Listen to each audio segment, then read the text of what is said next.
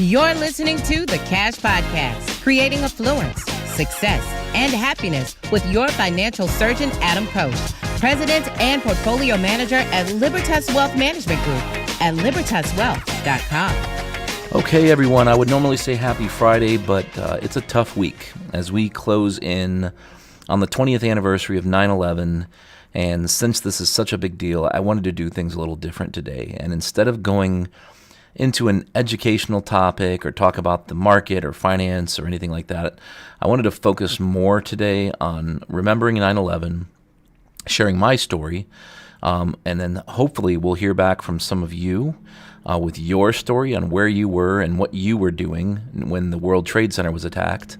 And then we'll look back in time, and we'll spend just a little bit of time looking at what happened in the stock market when the Twin Towers went down. But first, as always, just a few housekeeping items really quick. If this is your first time listening or watching, then thank you so much for joining us. The Cash Podcast is produced weekly, and as stated in the intro, Cash stands for Creating Affluence, Success, and Happiness, and that's our mission. My hope is for you to learn a little bit more on each and every episode so that you become more successful, wealthier, happier, and more educated than you were before you started listening today. So please come back often. You can always subscribe on both iTunes and YouTube. In addition, you can follow me on Twitter at Adam Koch and on Instagram at Financial Surgeon. And last but not least, all links, visuals, charts, and other educational resources are always available on our website. But again, today, we're not going to have any required visuals or required charts. I'm just going to kind of talk you through everything. If you do want to look at the charts, there's only 3 of them, and they're not really important. You don't have to see them visually. Like I said, I'm going to talk you through them. So if you want to see them, though, they will be on the YouTube page, and you can pause and hit up the YouTube channel if you'd like to see those charts. So without further ado, let's go ahead and get started. And I really would, by the way. I've been thinking. I've got too many thoughts. Clearly, I can't even finish a sentence. I've been thinking about this podcast for months. I put it on the calendar. I haven't planned any other podcast out the entire year. Usually, what happens is, the week shows up. I have every intention of putting together some big pre-production, so we have something really planned out to send out to you all. And inevitably what happens is I don't have anything ready at all. The day of the podcast comes, the time block arrives on my calendar. I get a little alert that pops up with Outlook, and it says, hey, time to start recording the podcast. And I just kind of figure it out. Every single week, that's how it goes, and we're usually done recording it in anywhere between an hour to an hour and a half. Maybe 2 hours at most if there's a bunch of visuals that I needed to collect first. But that's how it normally goes. But this one was different. And to be clear, I didn't plan anything for this either. But I've been thinking about it a lot because 9/11 had such a huge effect on me and my career. And it's something that I don't think any of us will ever forget. I mean, I would beg to say if you're over the age of 27, 28-ish, my guess is you probably know exactly where you were and what you were doing when you got the news, or if you were watching it live when the World Trade Center went down. You know how you felt.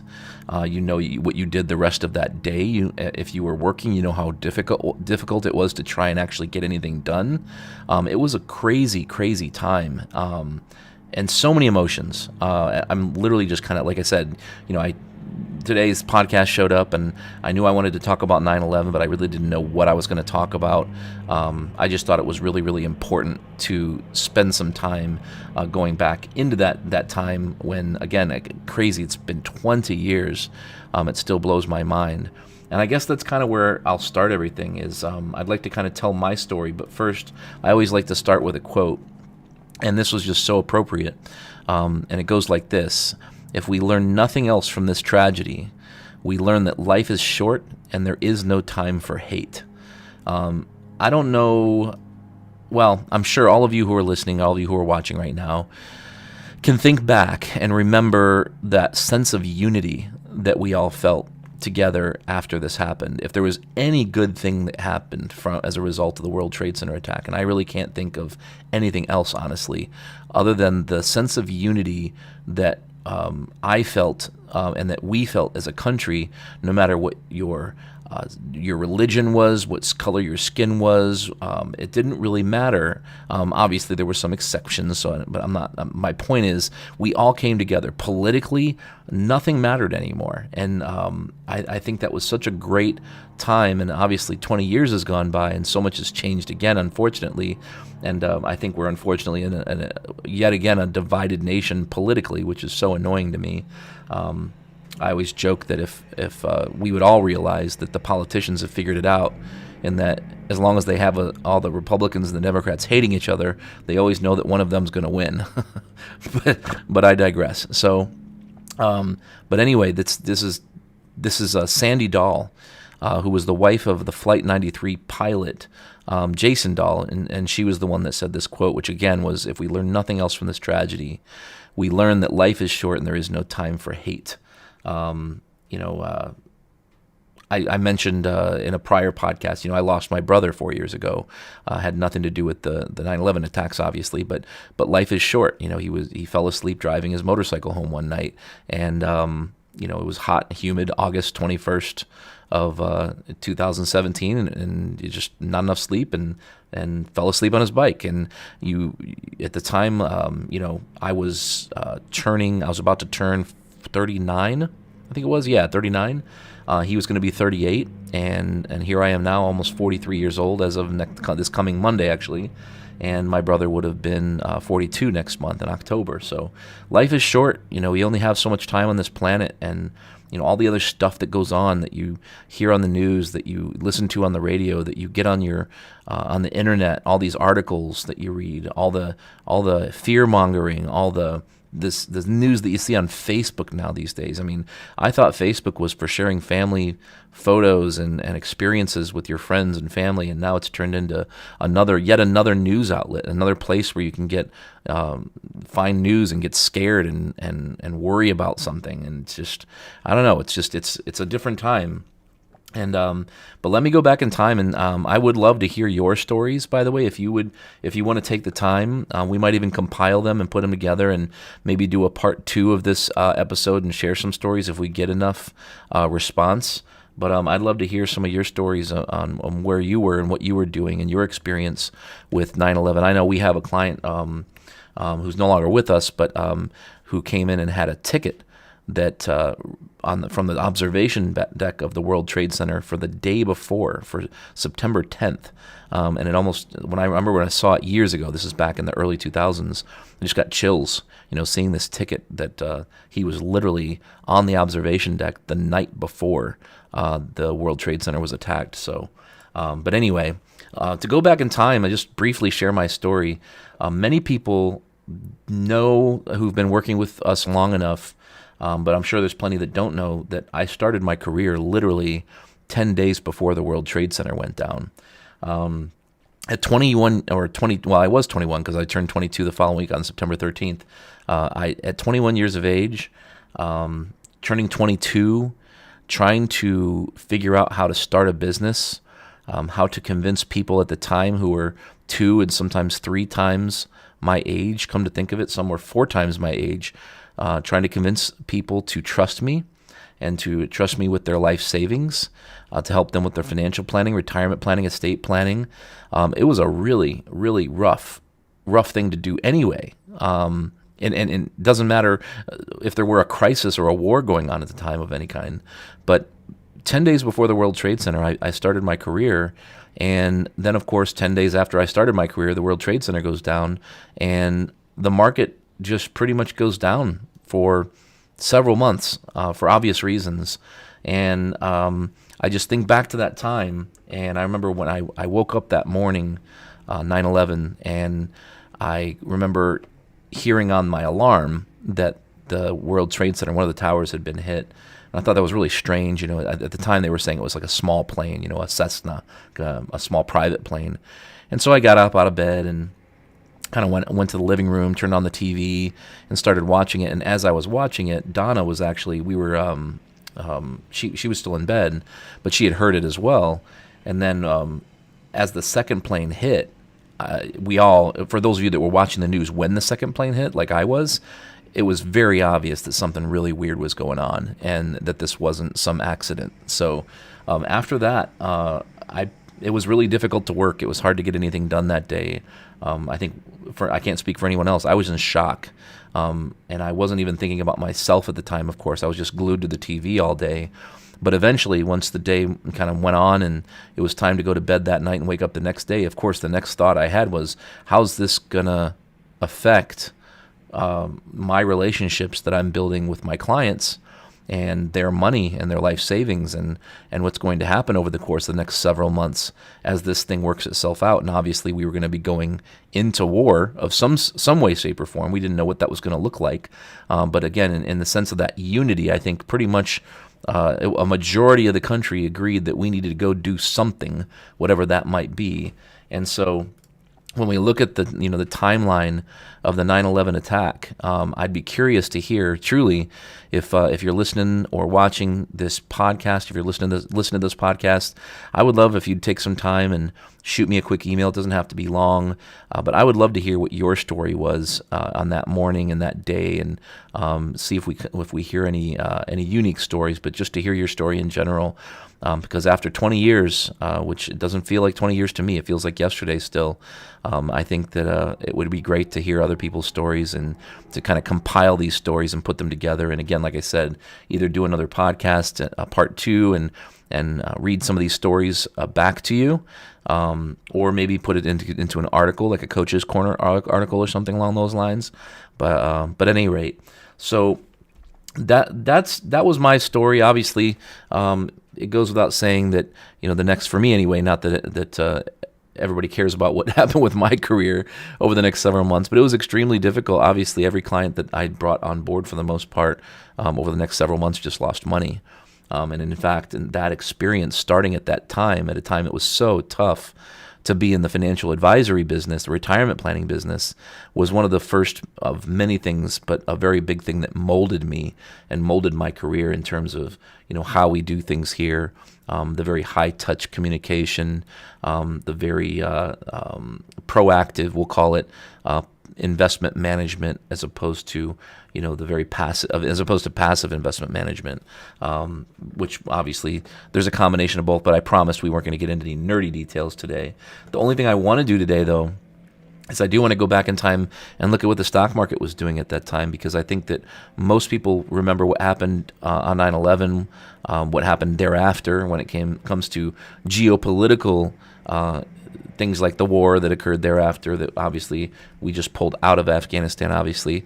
But most people probably don't remember what happened in the stock market. And let's just briefly talk about that. So what most people probably don't know is that the market was not really down all that much when it reopened that next Monday. So the World Trade Center, for those of you that don't remember, the market closed for several days that week. And in fact, it didn't even open the same week. It didn't open until the following week. And when it did open, the market went down very quickly, of course, but the drop that one day was not nearly as big as maybe, it wasn't nearly as big as some of the drops we saw during COVID, for instance. But it was definitely a big drop of at least 5%, I believe it was. And then the market went down for another 4 days, so the entire week pretty much, before finding a short-term bottom. So it was 1 week of drawdown, and then the market bounced and started kind of coming back, maybe offering some hope. Maybe it was because of the invasion in Iraq and Afghanistan that made people feel good, and so maybe there was optimism back in the market. I don't know what the reasons were. We can all come up with our own story or reasons why. But when I look back and we go back further in time, one of the things I want to share with you is that by the time the World Trade Center was attacked, the stock market, and I'm just using the S&P 500 here, was already down more than 28% at that point. Now, obviously, it continued down that entire week, and like I mentioned, it bottomed and then started to come back again on maybe optimism, enthusiasm, things were going to get better, whatever the reasons were. But it was already down, we'll call it almost 30% at that juncture. Now, what's also interesting is that, so that's what happened before 9/11. What happened after 9/11 is the market did, after that 5-day drop, go up over the next few months into 2002. So this was September 11th, obviously 2001. As we got into 2002, the market peaked, going up about 20% off of the September low. And what's interesting about what happened after that was that the market peaked after going up 20%, and then it proceeded to go down between spring and summer of 2002. It went down 34%. So it went down another 34% after bouncing 20%. After it went down 34%, in a matter of less than a month, it went up 25%. And everyone thought that the market crash was over. And then after going up 25% into September, it goes down another 23%.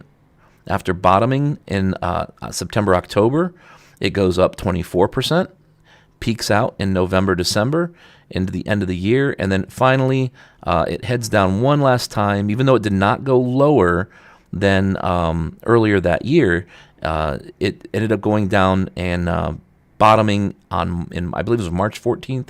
I might be wrong on that date, but it went down one more time and bottomed after going down another 16% in March of 2003 before bottoming. And then finally, we were to a point where the market started going up, even though it only went up from 2003 to 2007.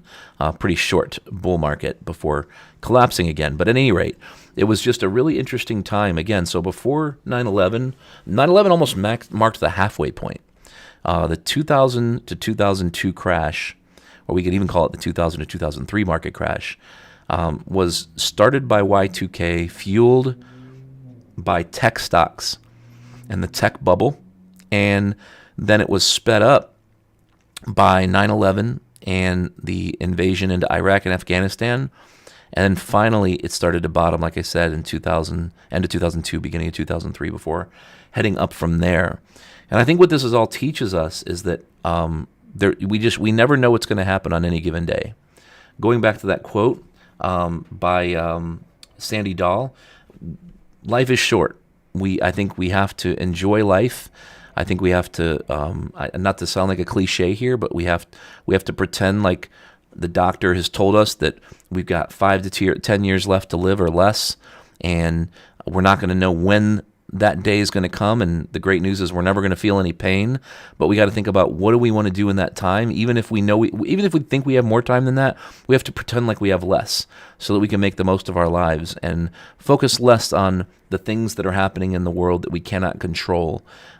Because there's going to be more. There's going to be things that happen in the future that we haven't even come across yet. And as the old Mark Twain quote goes, history doesn't repeat itself, but it sure does rhyme. So with that all being said, I think we'll go ahead and stop and part ways for the day. But feel free to share this episode with your friends and family. Please, if you have any stories you'd like to share with us, please email me. You can email us at info@libertaswealth.com with your story about 9/11 and what you were doing and where you were that day.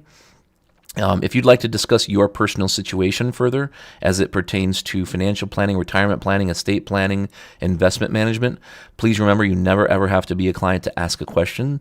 But if you'd like to set up an intro call and you just want to chat on the phone and talk a little bit more, or even a Zoom meeting, you just head over to our website and you can schedule a meeting on our calendar there. You'll have a link where you can click and pick a time on our calendar, or you can email us and we'll set something up for us. Again, it's for you. I'm sorry. Again, that's info@libertaswealth.com. And as I always say, there's thousands of podcasts out there, and you chose to give ours a listen today. So thank you so much for tuning in. I know this isn't the most positive topic, but I think that this was very necessary considering how long it's been and how important that day was. And I feel like every year that goes by, it becomes fuzzier and fuzzier looking back in time. So I do appreciate you taking the time to listen, but be sure to subscribe on iTunes and YouTube. And remember, you can sign up to not only get these updates, but other screencasts that we send out, videos, articles that I write, delivered directly to your email inbox. You just have to sign up at libertaswealth.com. You can also follow us on Facebook. We're at facebook.com/libertaswealth. I mentioned earlier that I'm on Twitter at Adam Koch, as well as Instagram at Financial Surgeon. So thank you so much once again for joining us, and I look forward to seeing you next time. Thank you for listening to the Cash Podcast with your financial surgeon, Adam Koch. To see any charts or images that were mentioned in this show, or to check out additional articles, videos, and other educational resources, head over to libertaswealth.com.